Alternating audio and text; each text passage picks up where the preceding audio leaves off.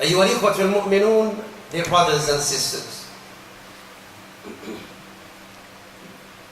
First of all, I'd like to begin with this dua and ask Allah Azza wa Jalla for His beautiful names and attributes to bless our day, to bless our gathering, as we came together to sit next to each other and to celebrate the day of Allah Azza wa Jalla, a day where Allah Azza wa Jalla have titled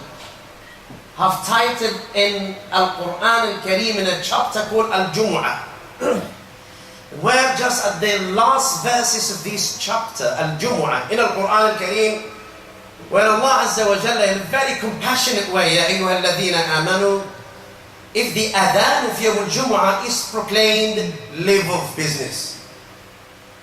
Buying, purchasing, selling, the place of work with the family, unless if you're on a journey, that's something else. Live of business and transaction and come to the remembrance of Allah Azza wa Jalla, to celebrate the glory of Allah Azza wa Jalla and magnify His names. Like alhamdulillah, like we do, like we are doing at the moment by the ability of Allah Azza wa Jalla. Such a great day of Jummah. Jummah is not like Saturday or Sunday.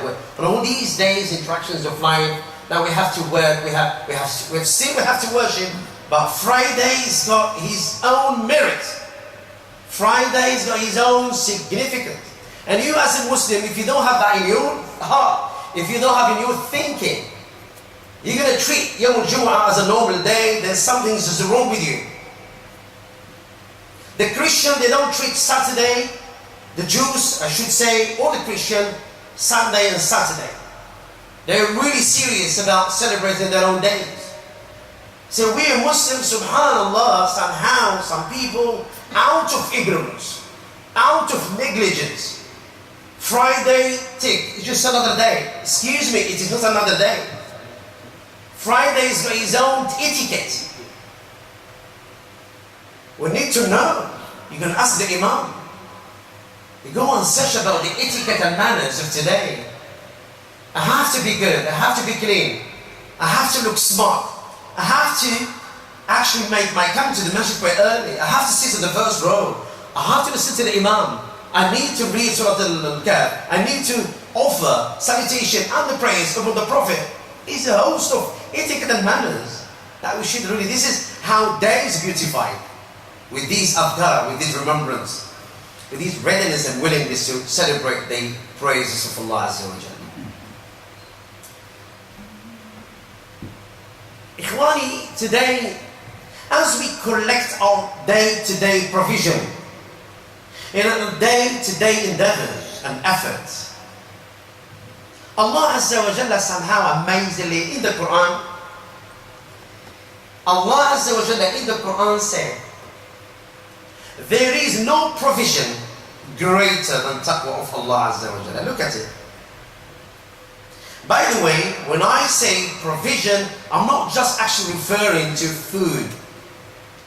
People today, they think about provision is money, food, water, drink. No, that's just a part of it. Provision is everything that is good and blissful, precious, something that you like in your life. Let me just give you an example. You live in a location, you got a neighbor to your side, regardless of faith. Regardless of faith. And that neighbor is so lenient, so nice, so loving. That is the provision. Allah has given you a good wife, reliable, decent partner, obedient, so nice with you, cares for you, she loves you. That's a provision. You have obedient kids and children. That's a provision.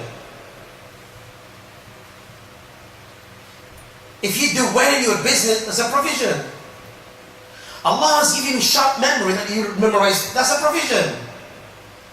You find yourself being given the ability to come to the masjid, while thousands they can do it. That's a provision. Abilities in Arabic we call it at-tawfiq. May Allah give you tawfiq. Sometimes we do dua to each other. May Allah give you tawfiq. Tawfiq is ability to observe things. And Ikhwani, it is very important that we should keep that fresh in our memory. Whenever you find yourself doing something good, Alhamdulillah, Allah has given me the tawfiq. Don't play smart with Allah. And you do like Qarun. Qarun, when the people came to him to share they bestowed blessings that Allah Azza wa Jalla has given him. He said, Allah, God, the Creator, the Lord of heaven, has given me this. This is the Quran. Qarun. No, you're wrong. Don't tell me about Allah or the Creator. I worked hard for these treasures of gold and silver. My wealth, I worked hard for it, day and night. Some people, they do the same today. No, I worked hard for it, And that's subhanAllah. Don't say that. Don't say that. You, your family, your savings, your work, your wealth, your health, all belongs to Allah Azza wa Jalla, and literally everything will come back to Allah Azza wa Jalla. Everything will come back to Allah Azza wa Jalla. He is the owner of properties. Don't say, I have. You have nothing. You are so weak, so limited. What have I said? There is no provision. All of these, a list of provision. There is no provision better than you fear Allah.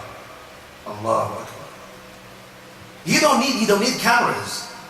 You don't need people to actually survey you, to monitor your actions, your deeds. You don't need anyone. So wherever you are, whenever you are, wherever you are fearful of Allah Azza wa Jalla. That is the best of provision. You have it in here, in your heart. And you don't look left and right. I do my job. I count the money. I serve the community. I've been trusted to take the affairs of the Masjid. And I don't need signatures. And I don't need the people to praise me. I don't need dunya. I don't need anything. Because I am fearful of Allah Azza wa Jalla. I need to do it to the best of my ability. Why? His connection, you and Allah. And this is the signs of Iman. You are in a place of work, for instance. You are a supervisor, you are a manager, you are a director, you could be anybody. Ikhwani, you don't need cameras. You don't need people to look through the windows. Is he doing it? Is he doing a good job? You don't need that. Left and right, you don't need that. You don't need to do this snaky, because you are Allah. Ya ayyuhalladhina amanu taqullaha. Look, I've started it in my introduction. Ya ayyuhalladhina amanu ittaqullaha. Listen to this word, everyone. Haqqa tuqatihi. Not just fear Allah. No. You're going to be mindful of Allah according to His right. What's Allah has a right? Allah's right is that He's ever watchful. Where do you want to go and do things that Allah can't see? Please tell me. Where do you want to go? Somewhere you're going to hide in, and you can do something and say, oh no one is here, Allah is not here. A'udhu billah. So if that is the reality, then this is the fear of Allah Azza wa Jalla. Being conscious of Allah Azza wa Jalla. Being pious. And there is nothing better than a sukoot, our samt.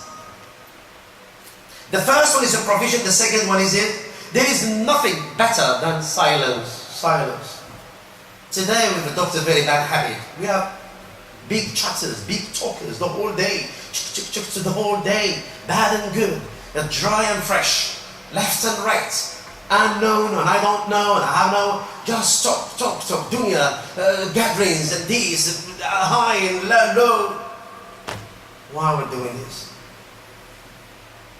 This wise saying, it says, there is no better than silence.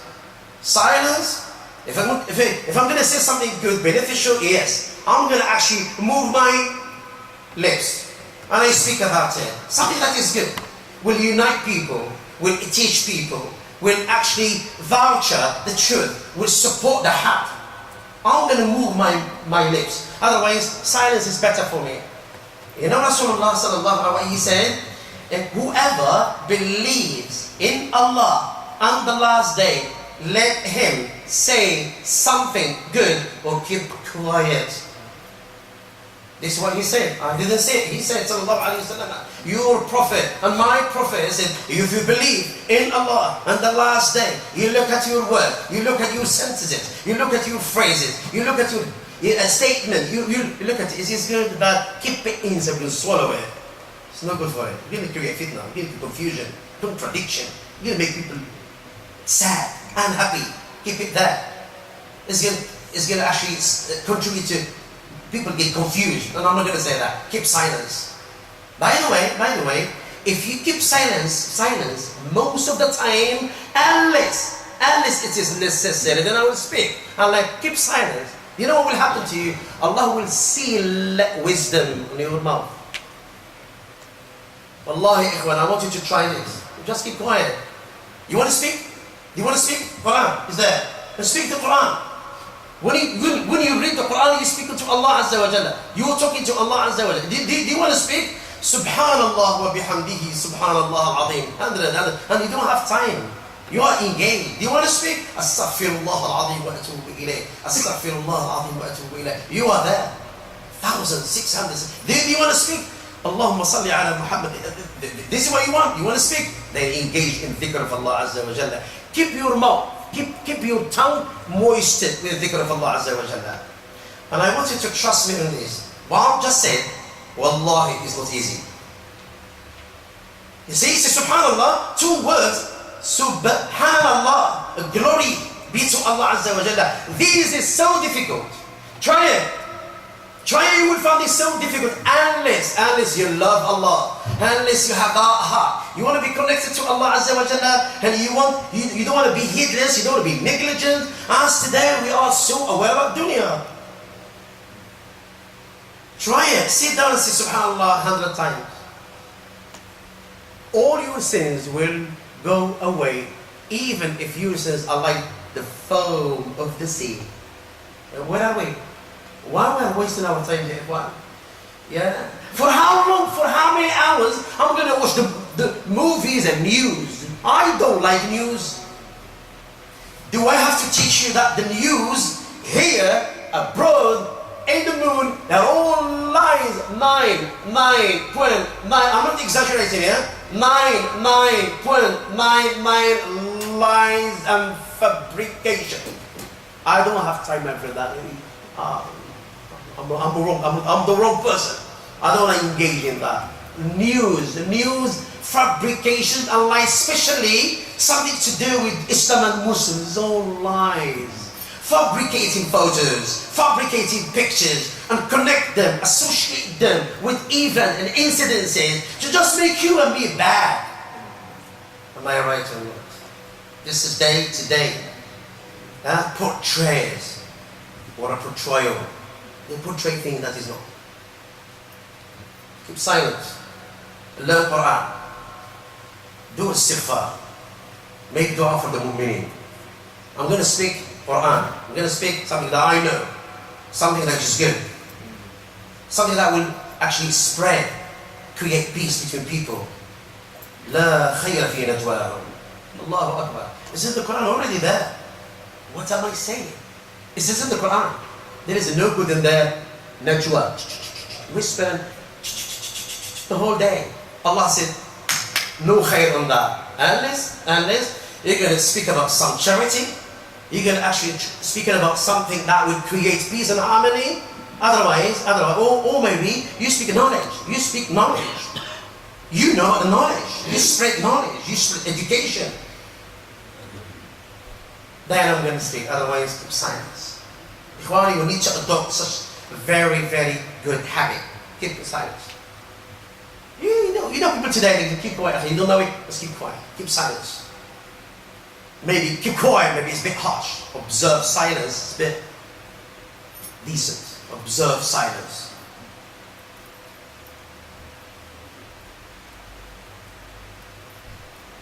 And there is no enemy. There is no enemy more dangerous than one's jahl.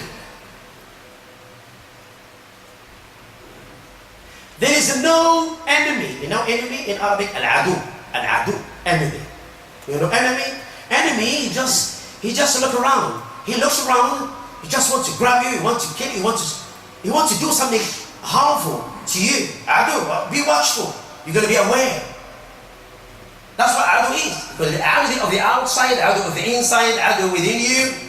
Your nafs, my nafs, your nafs is adu to you. My nafs, I know about myself. Your nafs is adu to you because your nafs doesn't want to forgive. My nafs doesn't want to get my hand in my pocket and give you sabilillah. My nafs, myself, me is me. It doesn't want to wake up for Fajr. My nafs doesn't want to stand in Qiyam al-Layl and fast on Mondays and white days. My nafs doesn't, mine want to drink. My nafs want to chase women and girls outside. That's my nafs. Do you know what I have to do? Not jihad, mujahada. Mujahada is a bit higher than just jihad. Jihad, you know somebody going to do jihad when it is allowed. Not actually you're going to take it out of your mind and you're going to create havoc in the society because you're going to do the jihad.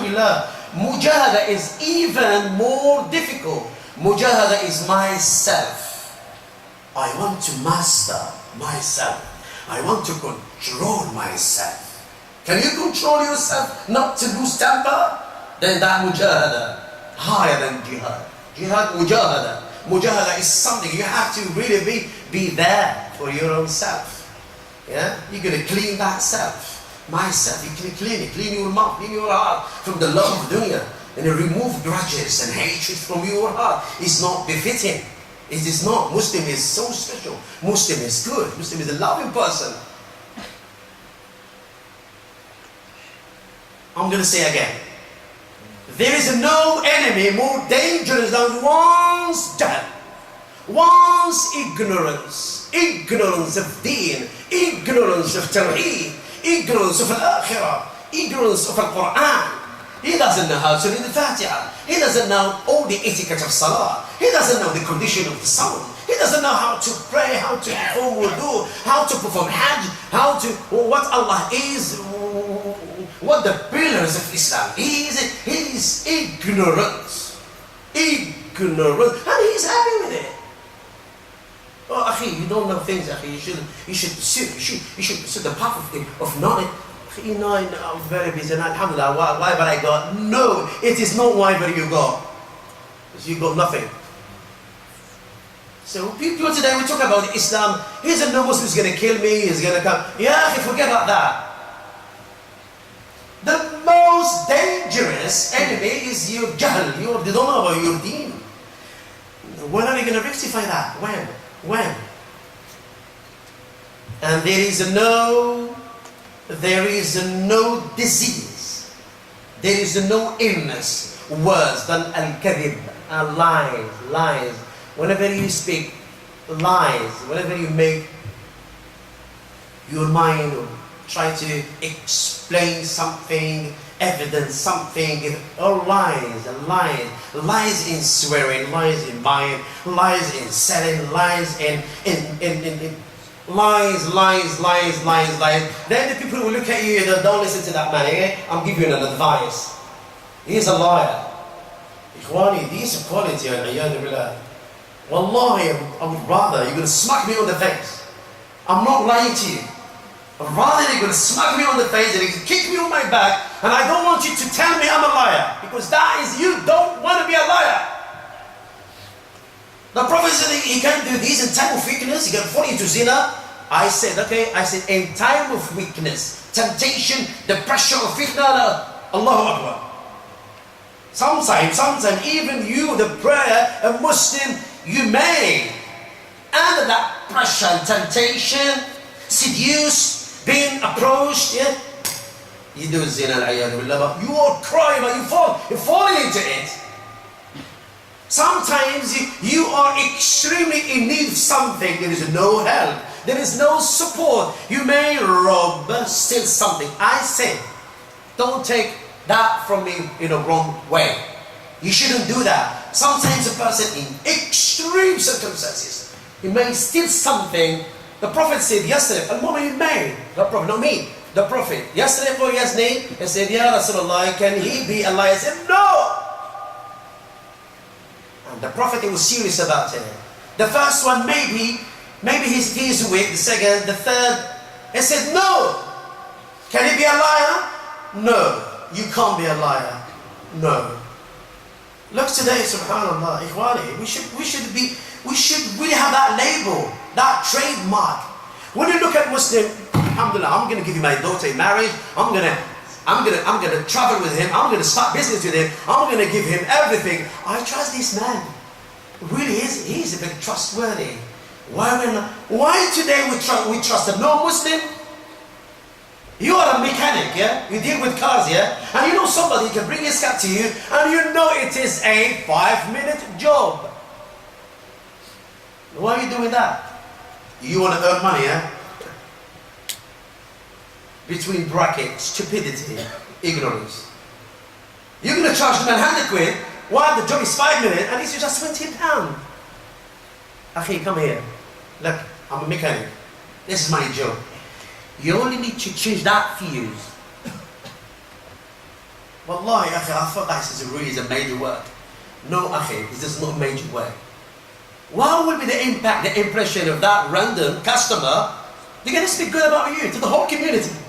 You know, this man, please, ikhwani, if you ask people here of a profession, please learn this. It's not just about gold and silver and money. Earn people's trust. The trust so precious. In a period of time, the whole community don't just give you everything. Okay, you just do it. I don't know what's wrong with my car. Just do it. Because Rasulullah, he was that person. Ages and ages and ages before Islam and before he was appointed to be a prophet. Just a random person. Muhammad ibn Abdullah. Your prophet, my prophet. Muhammad ibn Abdullah, the best Allah has created. He was before Islam in the pre-Islamic era, with ignorance. People, listen to this, people in their journeys, they used to come to the Prophet ﷺ and they used to leave their properties with a man. I say, why are you giving me this? No, we know you don't lie.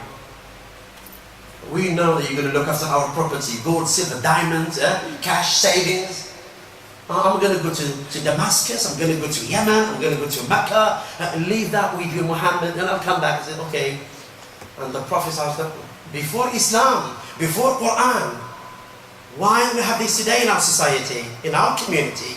When you look at a person, and I'm not going to take makeup to that person. What? Is he a Muslim? Is he a taxi? No, he's going to charge me more. Is he, no, I'm not going to get married from him. You know, why are we doing this? And you and me on the BBC, on the Channel 4, on the Fox News, whatever of these news, and you want them to speak good about you? No. Do you think Islam is a long beard up to your belly button? Do you think Islam is the black spot you got here? And you look at the man, he's from the Muslim, is good. Do you think Islam is as short in your qamis? It is here, then you are related to a school of thought. He is Madkhali, he is Salafi, he is Jihadi. Do you think that's what Islam is? Qamis? You've been to Hajj more than 10 times? Excuse me, that's not what Islam is. If I tell you, and I hope you're not going to be shocked. قال النبي صلى الله عليه وسلم إن الدين المعاملة الله أكبر. Deen is dealings. Allahu Akbar. How can we miss that? How can we miss it? Dealings. Where is Salah here? Salah, you and Allah. Hajj, you and Allah. Dealings, treatment, feelings, and you and me. That's what deen is. Deen is, you look at me with a line of respect to Allah and I do the same. You hug me and I do the same. You make dua for me and I do the same. You pardon and I do the same. You let things go. You let things go away. Go off with me and I do the same. You forgive me and I do the same. We sit together and we learn from each other what Islam is. You buy from me 100% honest. You're going to buy this car, you know, akhi, look at underneath, you don't see it. There is a leak there. And that Muslim brother will go look at it. SubhanAllah, I never knew that. If you don't tell me, I've never knew that. Particular thing. No, akhi, I have to tell you. Allahu Akbar. Dealing, feeling. You got a wife? You have a wife? I think most of you have got married. Do you know what the Prophet ﷺ said about wife? Man and his husband? I tell you what, you have to be a prophet to say that statement. Subhanallah, I'm not anything. I'm not anything. When I have, alhamdulillah, have conversation, I have meeting with a non-Muslim. Subhanallah, in many occasions, when I share this statement with them, they just, subhanallah, said, are you sure your Prophet have said that? I said, 100% positive. They said, that's so precious. Well, I said, he's not just a man, he is a prophet of Allah. You know what he said? The best of you. And you know the Prophet, when he said that, he didn't say, he said 14 centuries, 1400s. He said it to an assembly where Umar was there. Are you going to be better than Umar al-Faruq? Are you going to be better than Abu Bakr as-Siddiq? These are senior companions. Most of them, they've already been given news of Jummah. They're already Jummah. There was Ali was there, Sa'd was there. Sa'd, yeah? Sa'd was there. Usama was there. Bilal was there. And all these host of companions, the Prophet said to them, are you listening? They said, yeah, we are listening. They used to listen. They used to listen from their heart. They used to be very attentive. The Prophet's instructions, the teaching, they said, the best of you are those who are best to their wives. You don't need to go to court.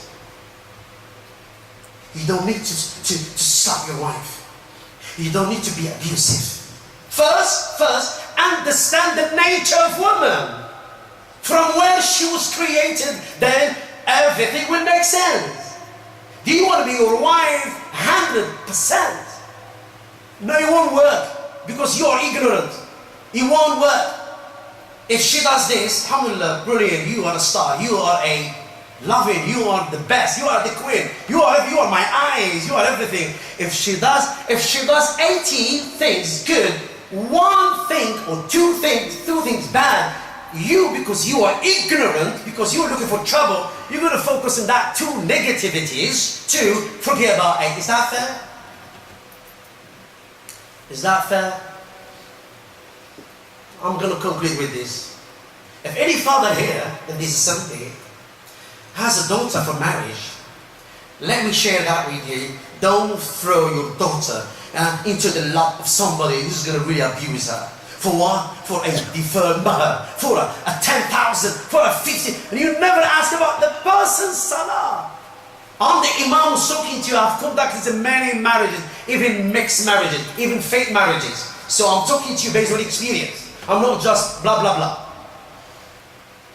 I've seen so many parents, they just throw their daughters to unknown husband. Why 10,000? Why document? Why something there dodgy back home? Is what marriage is? You got it wrong. A man came to Al-Hasan al-Basri. Hasan al-Basri, by the way, in our history, he was a man of piety, known of his school. He was having actually scholarship, mashallah. He was pious, he's got ilm. And he's got many wise sayings, and they actually contributed to his piety. He said, the man came to him, a random man from the community, said, Ya Imam, can I ask you a question? He said, sit down. You ask. He said, Imam, listen, I've got a daughter of marriage. To whom shall I marry her?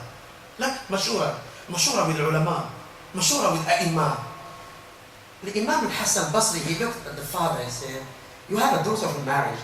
Yes, I do. And I want to give her to somebody compatible, somebody who's religious, somebody who's got good quality. It is not always about gold and silver, social, prestige, salaries, doctors, engineers. He doesn't pray. He doesn't know how to read al-Fatiha. He's got corrupted aqidah. He has no manners. Maybe he's handsome. He's tall. He's got that kind of rubbish thing that we're really mad about collecting. I said, okay, I'm listening. Okay. I said, okay, you're listening? I said, okay. He said, marry her to somebody who fears Allah. Allah. Fears Allah. You can't go wrong with that. I said, yeah. Yeah, I said, yeah. So why? I said, the person who fears Allah, if he loves his wife, he will honor her. Tashrif. Not just love him. Not just he's going to love his wife. He's going to honor. Honor is higher than just love. Tashrif. That wife will be on top of his head. The corner of his eye. And if he dislikes her, like we did today, you are taliq, you good, you are shit, no, I regret it when I marry. No. If he dislikes her, he will not oppress her. Who is he? That's Mr. Man who fears Allah. Who fears Allah Azza wa Jalla, there no worries about such a person. If a person, you got a daughter of marriage, come to your door and he knocks on your door and you know he's a man of the masjid. You know that he prays, he is in the first row. He is a man of etiquette. He is a man of dignity and honor. He is a man of good manners. You look at him and say, okay, he doesn't got money, he's not a doctor, he's not an engineer. Okay, why are you doing this? So you're not following the instruction of the Prophet. Give him, if the Prophet said, if his religiosity, if his deen, if his piety, if his spiritual ability, if his akhlaq is agreeable to you, you give him your daughter in marriage. Because if you refuse that person and he comes through the main door, you are encouraging to do zina, and you cause him depression. What is your salary? How much money? You have right to ask these questions. Do you have a house? You got property? What you do? Alhamdulillah. Again, do you pray? I tell you, uncle, I've got everything, but no, I'm not going to give you my daughter. Wallahi, if you give me the whole world full of gold and silver, I'm not going to give you my daughter if you don't pray. Trust me, if he doesn't pray, because he is the enemy of Allah Azza wa Jalla, how can we go to your daughter? So we need to think about these instructions in our life, Ikhwani, and be fair and balance them. Balance them. Good with Allah, good with people. Akhiru da'wana. Alhamdulillahi Rabbil Alameen. Alhamdulillahi Rabbil Alameen. Wa salatu wa salamu ala Sayyidina Rasulullah. Shadu an la ilaha illallah wa la sharika. Shadu anna Muhammadan abduhu wa rasuluh. Ikhwani, I have mentioned ignorance. For those brothers who came late, one of the four things I've mentioned, I'm going to just select one. Yeah? There is no enemy more dangerous as one as your ignorance. Ignorance. Today,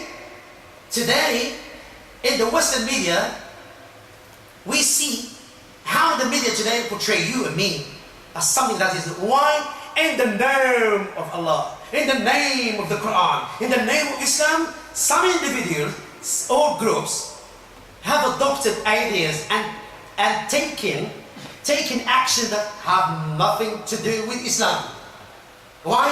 Ignorant. They think that action, that stabbing, that blood, that bone, this is what the jihad is about, and it is something that we should do in the name of, excuse me, just do it for your name. Don't associate it unfairly and deservedly with Islam, because he is going to harm you and me. We are the people who try to create peace in this country.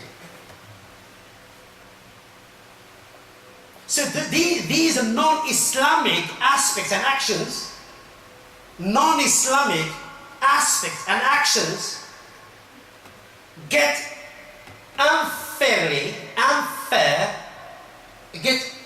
actually associated with Islam. Then that misunderstanding, phobic reactions to this deen, to this Islam, thus become an inevitable outcome. Speaking about ignorance, as I'm coming to the conclusion, ignorance, ya ikhwani, in Arabic, al-jahl, or al-jahala, is the main reason for sins. Ignorance incites sins, and it leads to it. I want to share with you something. I think most of you here are quoting me. Maybe you've heard it, maybe you've read it in the Quran. Do you know Yusuf? Please don't tell me I don't know him. Yusuf alayhi salam, the son of Jacob, the eminently truthful and upright prophet.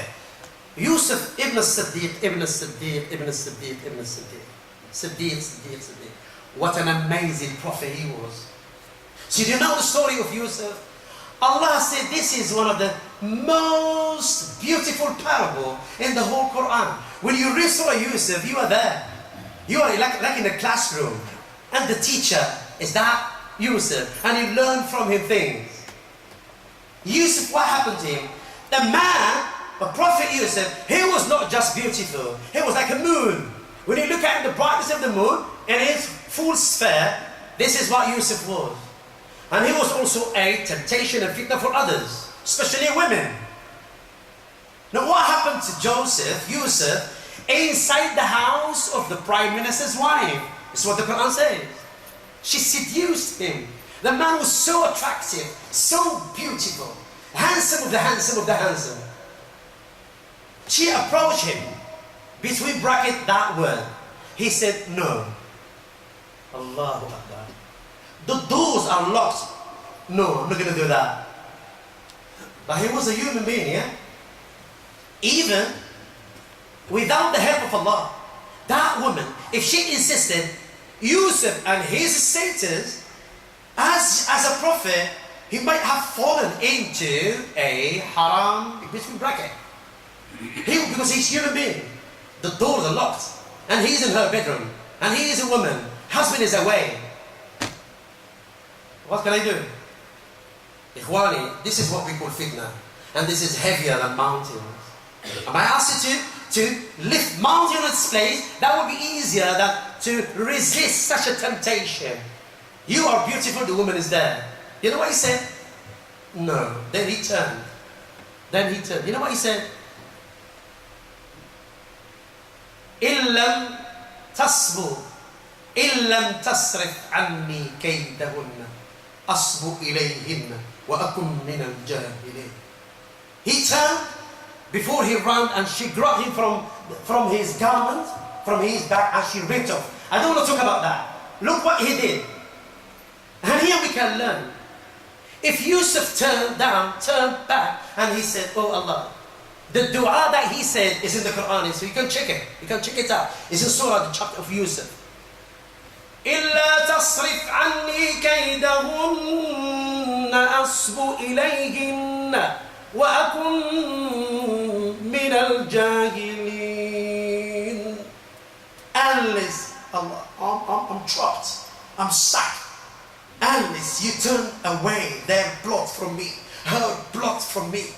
Unless you do this, I may incline. I feel that I'm inclined towards this woman. And I be one of those ignorant people. Allah Azza wa Jalla, in that instance, He saved him. He saved him. He didn't commit zina, but that cost him 4 years in prison. 4 years in prison. 4 years in prison, but he didn't commit zina. 4 years he's in prison. After that, do you know what was he promoted to be? You don't know? The Prime Minister of Egypt. The store manager of the food of Egypt. Why? Should he have ever committed that zina, Allah will just rubbish him. You're not even a prophet. And the dua. We learn from Yusuf. You are far away. You are stuck. When you look at the life, it's all darkness. When you look at the people, they're all against you. When you have that kind of shortage, when you have that kind of weakness, when you have that kind of people are around you, and you are a bit scared, do as Yusuf did. Raise your hand, oh Allah, you are the creator. Let's learn this, ya ikhwan. You have an ilah. Are you going to cry? Are you going to go somewhere else? You have Allah. Goodness, where is Allah? He's there. Do you think Allah is far? He's there. There is no filling application form. There is a number. You know what's a number? Today we like numbers. We store numbers in our contact, yeah? You're going to dial the number is 24434. That's the number. Shall I say again? That's the number you should dial to connect with Allah. 24434. Fajr, Dhuhr, Asr, Maghrib, Isha. Observe daily prayers and you are connected with Allah. اللهم اغفر لنا ذنوبنا وكفر عنا سيئاتنا توفنا مع الأبرار. اللهم اغفر لنا وارحمنا وارزقنا الجنة يا رب العالمين. طهر قلوبنا، طيب وجوهنا، يمن كتابنا، واغفر لنا ذنوبنا، أصلح أزواجنا وأبناءنا يا رب. اللهم اصلح مجتمعنا واجعلنا دعاة في سبيلك إنك على كل شيء قدير. اللهم صل وسلم وبارك على سيدنا محمد وعلى آله وصحبه أجمعين. وآخر دعوانا الحمد لله رب العالمين. قوموا إلى صلاتكم.